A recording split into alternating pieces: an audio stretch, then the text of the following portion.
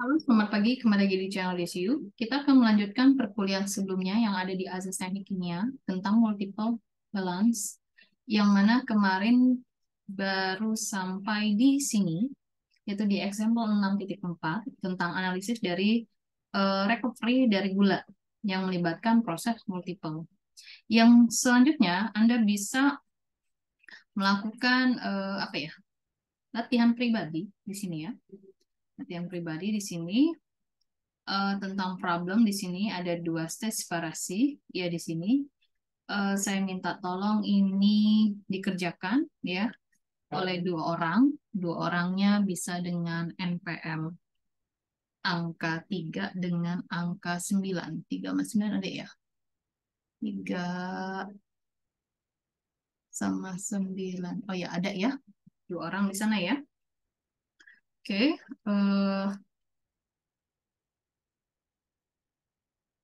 Lalu yang selanjutnya ini juga dikerjakan ya. NPM 16 dengan 21 ada nggak sih ya? 16 dengan 21, oke ada. Selanjutnya di sini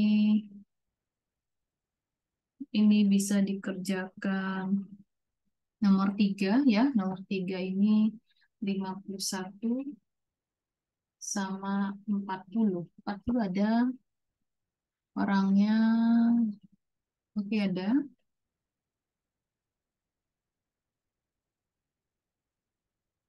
Cukup panjang ya.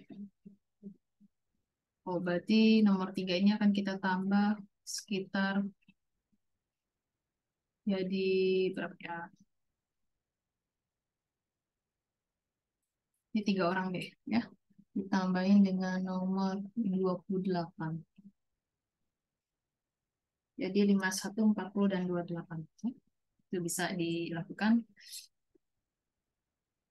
Dan dikirimnya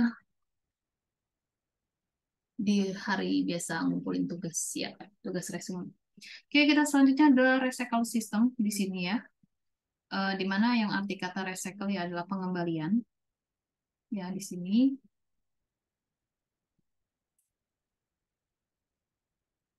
pengembalian yang Anda bisa lihat di gambar ini ya, dia memberikan sebuah sistem, ada single unit di sini ya. Single unit yang mana kalau kita lihat di sini umpannya ada dua ya, umpannya ada dua masuk ke dalam sebuah proses dan menjadi sebuah produk. Dan mungkin juga sekedar informasi, umpan itu ada maksud ketika dia masuk dari sini, ada juga yang diumpankan dari atas, dari arah sini ke sini ya, bentuknya kayak siku gitu ya. Juga ada beda tergantung dari jenis pasal dari umpan tersebut.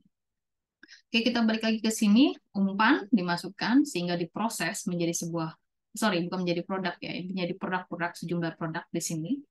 Lalu ada umpan lagi masuk ke tahap proses satu, lalu diproses kembali menjadi produk-produk. Dan di sini yang gambar ketiga adalah umpan masuk dalam proses satu, lalu diproses kembali proses dua menjadi produk. Dan ternyata dari proses dua ini ada yang mungkin sejumlah itu belum terbentuk menjadi produk, atau bisa dikatakan gas panas atau apa yang memang tidak terbentuk menjadi produk akan dikembalikan lagi ke umpan ke dalam sini. Ada juga di lapangannya dia tidak menggabungkan ke dalam umpan ini, tapi dia langsung menggabungkan ke dalam proses satu, langsung ke sini. Tidak digabungkan dengan aliran umpan masuk ya, atau aliran umpan, sorry. Jadi situasional ya kita katakan. Oke. Jadi kalau diibaratkan gambar yang A ini adalah aliran seri, yang ini ada beberapa unit, ya ini seperti ini, bentuknya dia aliran seri, ada beberapa unit tapi di aliran seri. Lalu juga yang di sini ya ada beberapa unit dan ada recycle-nya. Ya seperti gambar ini tuh digabung ya menjadi satu. Anda bisa baca-baca di sini ya tentang proses yang dikatakan recycle, di situ ada pengembalian segala macam. Dan sebenarnya kadang-kadang juga kita itu menemui recycle itu dari misalkan koran bekas yang dikumpulkan, ya, dia adalah limbah dari rumah tangga. Kita daur ulang itu harapannya adalah menghilangkan tinta, ya, yang ada di koran tersebut. Dan setelah itu baru kita bisa cetak kembali menjadi koran baru, kertas baru lah kita katakan ya. Ya hanya untuk mendaur ulang saja. Ada juga yang daur ulang kaca, karet, aluminium, plastik, tembaga, besi juga menjadi sebuah hal yang umum untuk bisa didaur ulang. Tapi kalau misalkan kita membahas tentang daur ulang yang ada kaitan dengan fenomena yang di alam, itu bisa diibaratkan gambar ini. Ini tuh gambar sebuah apa ya, daur ulang yang terjadi di alam, sebuah siklus air sebenarnya di sini tuh. Jadi apa kalau bahasa kita apa ya, penguapan dari air di sini ya, evaporasi itu kan penguapan. Hasil penguapannya dia digabung dengan awan dan mengakibatkan hujan. Jadi ini adalah sebuah proses hujan atau diistilahkan dengan nama eh, presipitasi, ya, penyerapan di sini. Jadi ada aliran air di sungai lah kita katakan di sini misalkan ya, dari badan air ini yang menguap dan bergabung menjadi awan biasanya seperti ini sehingga jenuh dan mengakibatkan hujan terus menerus seperti ini yang mendaur ulang katakan. Dan ada juga di sini kenapa kita butuh daur ulang ya, sebenarnya terkadang hal-hal yang seperti ini yang tadi ya gambar di sini ya, itu kan ada bahan yang digunakan kembali ya atau tidak terbentuk menjadi produk, itu kita gunakan kembali karena biaya bahan baku industri itu cukup tinggi. Jadi kalau ada yang bahan baku kita umpankan tidak terbentuk produk dan tidak kita manfaatkan kembali, ya lumayan ya untuk penghematan ekonomi sebenarnya di arah sana dan untuk menginginkan sistem pemrosesan dengan volume yang cukup tinggi di sini. Nah, apa namanya, pengembalian atau namanya recycle itu nggak hanya bahan baku sih sebenarnya yang tidak terbentuk menjadi produk, bisa juga panas yang dihasilkan dari sebuah proses, misalkan dari sini ya, panas yang dihasilkan dari sebuah proses dan apabila itu dibiarkan apa ya, rilis ke udara begitu saja sangat bisa kita manfaatkan ya, kita ambil panasnya dan kita recovery, kita gunakan untuk ke dalam sebuah proses yang lain ya, dan sehingga mengakibatkan panas yang disuplai ke proses tersebut kan tidak sebanyak itu karena ada keluaran dari gas dari sebuah proses lain yang kita bisa gunakan untuk pemanfaatan yang lebih ekonomis. Mungkin bisa juga ke arah sana. Jadi konsumsi energi kita akan menjadi lebih rendah untuk keseluruhan proses. Oke, ini kalau kita balik lagi ya. Nah, ini ada sebuah gambaran di sini ya, gambaran sebuah proses daur ulang atau recycle, yang mana di garis-garis putus ini menunjukkan batas sistem ya. Kalau kita merujuk dengan materi sebelumnya kan ada tuh yang kita pilah-pilah ya, kita pilah-pilah misalkan hanya daerah sini saja ya, daerah sini saja nih yang kayak kita subsistem ya kita katakan. Lalu bisa kita pilah juga dari sini ke sini. Lalu kita pilah lagi ini ke sini saja. Lalu ini kita pilah jadi satu bagian. Anda bisa lihat bagian yang terputus-putus. Ini adalah satu kesatuan utuh. Satu kesatuan utuh, kita bisa ambil subsistemnya di sini. Berarti kan ini dengan ini ya, yang akan menjadi bagiannya. Lalu kita bisa juga bagian ini yang kita ambil, berarti ada gross product. Lalu di sini alatnya ada separator, ada yang keluar menjadi recycle, ada yang juga menjadi produk bersih di sini dikatakan. Kita bisa juga ngambil subsistem yang di dalam sini. Jadi kesannya di sini subsistem itu ada 3, sedangkan ini adalah sistem secara keseluruhan. Oke, balik lagi yang di sini subsistem yang terakhir di sini kita bisa ambil dari umpan keluaran dari mixer yang akan mengalami proses menjadi gross product. Ya. Dan di sini Anda bisa lihat kita kalau dengan materi sebelumnya kita akan melibatkan unsur recycle di sini. Jadi kita akan melihat neraca massa yang ada di sana. Jadi secara nggak langsung ada daerah 1, 2, 3, 4 bagian ya yang akan kita bahas. Oke, Anda bisa ambil informasi dari sini sebenarnya. Ya, misalkan saya lihat dari sini ya. Jadi ini adalah tentang adanya keterlibatan recycle ya, lewat garis putus-putus tersebut. Dan dari sini kita bisa lihat tidak ada informasi tentang apa ya, siapa yang di-recycle. Kita hanya tahu ini recycle saja ya, dikatakan sini ya belum ketahuan. Dan di sini ada titik persimpangan ya kita bilangkan dari umpan ya, umpan ke sini umpan digabungkan ke dalam mixer di sini. Lalu di sini ada memasuki proses, lalu menjadi sebuah produk kotor ya. Dan dari produk kotor ini akan kita pisahkan ke dalam alat separator sehingga dia akan menjadi produk bersih dan ada mungkin produk yang tidak termanfaatkan ya bukan menjadi sebuah produk bersih dan akan diumpankan kembali ke dalam mixer. Nah, ini yang seperti yang tadi saya jelaskan di atas ya pada gambar yang bentar, gambar yang ini. Apa gambar yang sebentar ya.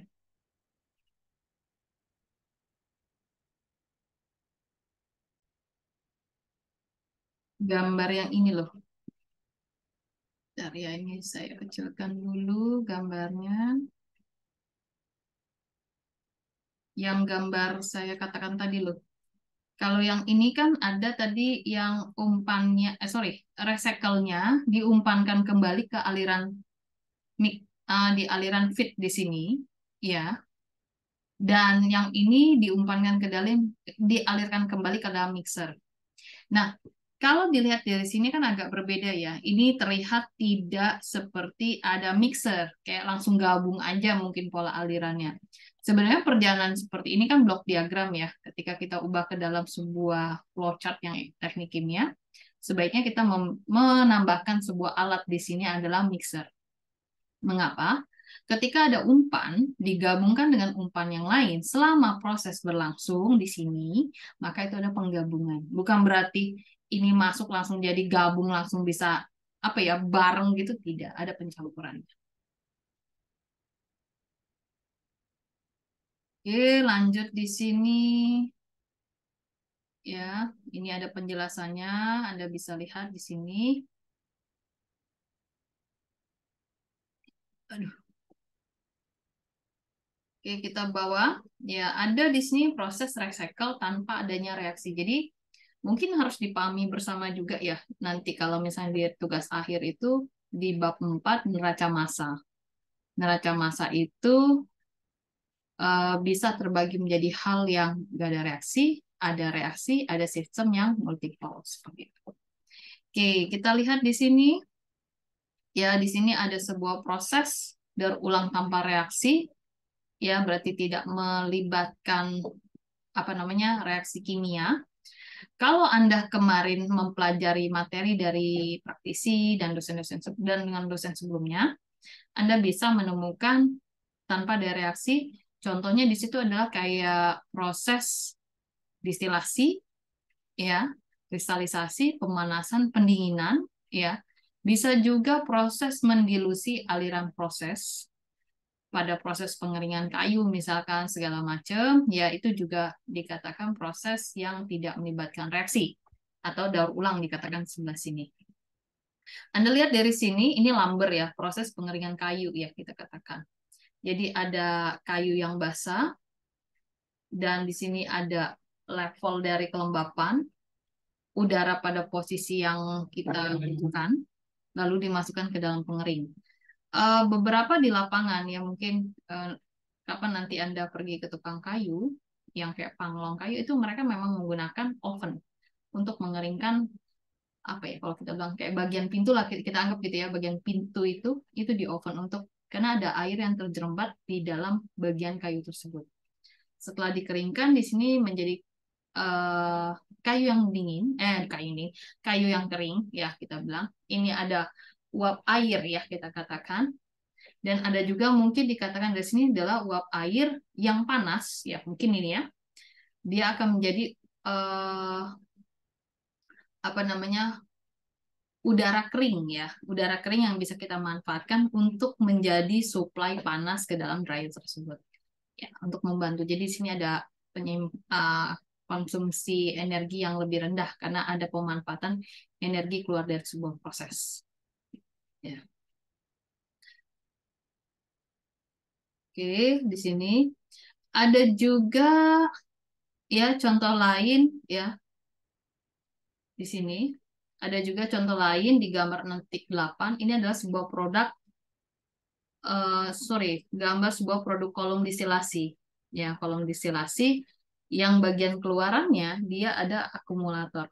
Berarti penampungan ya. Akumulasi dikatakan di sini. Jadi Anda lihat di sini umpan masuk mengalami beberapa stages di sini dan produknya keluar, produk bottom, dan kita akan supply steam untuk pemanasan ulang di bagian bawah. Sedangkan uap itu akan menguap ke bagian atas dan akan didinginkan di sini, ya didinginkan. Di sini ada akumulator penampungnya. Begitu keluar itu ada sebagian produk yang akan menjadi produk, ada juga sebagian yang direfleksikan kembali. Jadi dilihat lagi distilasinya parsial atau total, ya, atau distilasi biasa. Tapi kalau yang ini bisa dikatakan parsial ya kita katakan. Jadi ada di sini ada beberapa rak-rak ya atau plate untuk melakukan kontak antara uap dengan air tersebut sehingga sorry bukan uap ya, sorry bukan air maksudnya, vapor dengan liquid, sehingga ketika vapor dengan liquid itu berada dalam keseimbangan ya, maka yang uap akan ke atas, liquid akan turun ke bawah. Oke, kita akan lanjut ke example 6.5 di sini ya. Di example 6.5 ini merupakan sebuah proses filtrasi yang berkelanjutan yang melibatkan adanya aliran recycle. Aliran recycle di sini ya, di sini ada gambar E6.5, sebuah skinematik ya dari produksi biomasa yang di sini diistilahkan dengan bio, digunakan untuk memproduksi obat-obatan. Ya, ketika kita melihat gambar ini, Anda bisa lihat di sini ada umpan akan memasuki sebuah proses evaporator, mungkin ada pemekatan di sini, yang tadinya 40% bio konsentrasinya, ini persen berat ya, akan pekat menjadi 50% bio. Evaporasi itu sebenarnya sudah menjadi sebuah hal umum bahwa yang diuapkan adalah air. Maka di sini Anda akan temui air yang menguap. Dan di sini sudah kayak stigma ya kita katakan bahwa air yang menguap itu adalah 100%. Ya, dan tidak ada komponen lain selain H2O ketika kita melakukan evaporasi. Nah, dari konsentrasi 50% bio, kita akan melakukan kembali ke dalam proses crystallizer and filter. Berarti ingin membentuk kristal. Karena sini produknya adalah obat-obatan. Dan ketika crystallizer dan filter itu kita lakukan, berarti ini satu unit alat ya, dalam satu peralatan yang melangsungkan kristalisasi dan filter penyaringan. Itu akan terbentuk cake. Cake itu kayak gumpalan ya kita katakan. Gumpalan yang dimana dia adalah 95% bio ya, dan 5%-nya di sini dari 5% tersebut itu akan terpecah ya, sorry ya, 5%-nya itu akan terpecah. Jadi kayak 100%, 95 dan 5%, dan di dalam 5% itu ada 45% berat dari suspensi bio dan 55% entah siapa. Ya, nanti akan dijelaskan di bawah. Dengan demikian kita bisa melakukan apa ya? Perhitungan raca massa di sini secara tidak ada reaksi ya.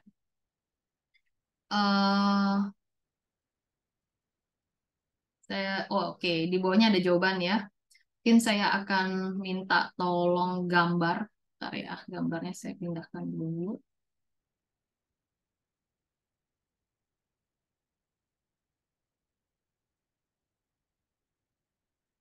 Oke, pertama itu kita mau cari overall biobalance ya di sini ya. Overall biobalance berarti kalau kita mau hitung di sini, berarti kita buat dulu F ditambah R ya. Jadi A ya di sini ya. A-nya keluaran dari sini ya. Sebentar. Kalau totalnya ini sudah ada ya. Total A sama dengan W plus P. Nah, saya belum buatkan ya di sini ya. Oke, yang baru saya lakukan sebentar ya. Kita buat dulu di sini ya penjelasan lagi ya. 40% bio berarti 60%-nya adalah H2O. Anda tinggal mengalihkan dengan laju alir umpan yang besarnya 10.000 di sini. Lalu di sini ada filtratnya ketika direcycle adalah 45% bio. Berarti kita berasumsi 55%-nya adalah sisanya adalah air. Lalu di sini juga sama, ini juga sama, ini bisa sama. Nah, dengan Anda membuat apa ya, neraca massa dengan menggunakan apa tadi yang garis putus-putus, Anda bisa membuat misalkan seperti ini, ya. Ini A ini kayak keluaran dari titik fixer ya kita katakan ya. Jadi F ini menjadi G, F jadi tambah R menjadi A, ya. Lalu dari A akan menjadi G plus W, lalu dari G diproses ya akan menjadi P ditambah R. Nah, kita tinggal melakukan penjumlahan dari neraca subtotal tadi, subsistem tadi, sehingga di sini didapatkan adalah totalnya A sama dengan W plus P. Sebentar ya, mana tadi ya? Oke, ini ya sebenarnya begini dia dia bentukan ya. Sebenarnya kalau kita melihat dengan neraca massa di sini ya secara awam ya bahwa F itu adalah F ditambah R itu adalah A ya. Kita katakan dari sini gambarnya. A akan menjadi G ditambah W. G ini akan menjadi P ditambah R. Lihat yang di atas ini. Atau tetapi sebenarnya kita bisa cut permasalahan itu. Mengapa? Karena ada permasalahan di sini nih, komponen yang ini ya. Kita akan cut bahwa F sama R ini akan kita ubah jadi A saja. A saja. Ya, jadi A sama dengan G plus W. Lalu G ini akan menjadi P saja. Ya, jadi R ini sudah kita cut, dengan F ini kita cut jadi A saja, maka terbentuklah yang seperti ini. Sehingga neraca massa totalnya adalah hanya A sama dengan W plus P. Oke, W plus P ya di sini ya. Tuh. Oke, kita lanjut lagi. Nah, ketika kita sudah dapat W plus P saja di sini, maka kita lakukan di sini. Nah, ini karena saya tidak punya ininya ya. Nah, W plus P sudah di sini. Kita bisa ambil salah satu sampelnya saja. Ya, ini 0,4 itu punyanya untuk yang bio ya di sini ya. Di sini masuk 0,4 bio di sini dengan dikalikan 10.000. Ya, ini kan A ya. Bahwa di sini akan ada bio juga di produk yaitu 95% ya. Ya, bio filter cake ya 0,95 dikali berapa saya tidak tahu di sini ya. Lalu dia punya 45% dari 5% dikalikan P kita tidak tahu. Karena di sini komponen P-nya itu kita tidak tahu, tapi bio di dalam P itu ada dua. 950% sama 45% dari 5%. Maka hitungannya seperti ini. Ya, W-nya Bio tidak ada di W. Kita anggap nol. Bukan kita anggap, memang nol di sini hitungannya. Ya. Sehingga didapatkan dari hasil hitungan, hasilnya sebenarnya 4.000 kalau kamu hitungan manual. Ya, ini 4.000 sama dengan 0,9P ditambah 0,45. Bentar ya.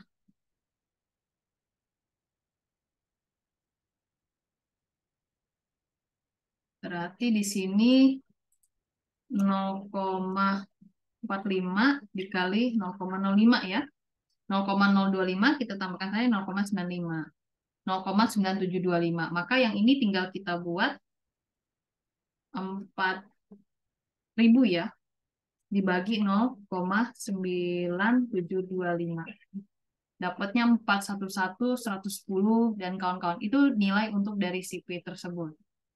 Ya, sudah dapat. Sekarang kita lanjut menyelesaikan yang ini kan baru komponen. Aduh, kecil banget sih.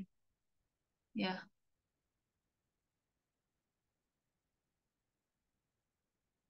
sebentar.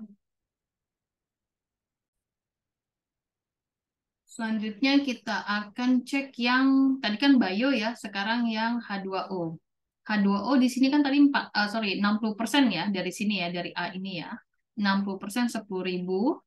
Lalu W-nya ada di sini, dia nilainya 100%. Lalu dari si 95% ini ya, 5%-nya 95%-nya itu punya bio, berarti nggak kita hitung. Nah, dari 5% ini ya, ada sisanya tadi kan 45 punya bio, 55%-nya itu punya si air. Jadi di sini dikalikan 55% kalikan 5% dikalikan P-nya ya. Sehingga kalau Anda hitung di sini tinggal Anda kalikan di sini 0,55 kali sekian kali 413 sudah dapat. Lalu di sini kan 6.000 ya, tinggal 6.000 dikurangkan ini. Hasilnya kalau hasil kalkulatornya itu 5886,8925. Nah, kita udah dapat nih P sama W di sini ya. Di sini berarti secara nggak langsung tadi kan ada angka yang di sini 95%, di sini 45% dan 5% itu adalah bionya. Dan situ ada beberapa perbedaan di sini ya. Kalau dihitung di sini P-nya dapatnya 4.113. Tapi kalau kita melihat dari umpan di sini, ya, itu dia apa namanya? Ada selisih 113. Nah, 113-nya ini nanti akan dicek dengan ditambahkan di W sehingga di situ ada 6.000 LB yang terekspektasi ya, terduga di sini ya, ke arah sini balik lagi. Itu dia. Mungkin harus yang ini apa ya, kita bilang harus Anda cek ulang dan Anda harus selidikin kenapa dia akan berbeda angkanya dengan yang satu 413, yang satu hanya mendapatkan 4.000 dari pengumpanan. Ya, segala macam di sini. Oke, selanjutnya kita ke bawah. Aduh, saya masih ngambil gambar di atas ya. Bentar ya.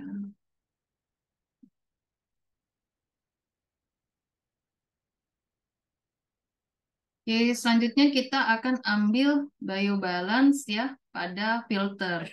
Tadi kita sudah lihat di sini. Mana tadi? Nah, yang ini ya tadi ya. Nah, Anda bisa bisa pakai yang sebelah sini. G, P tambah R. Ya, di sini ya.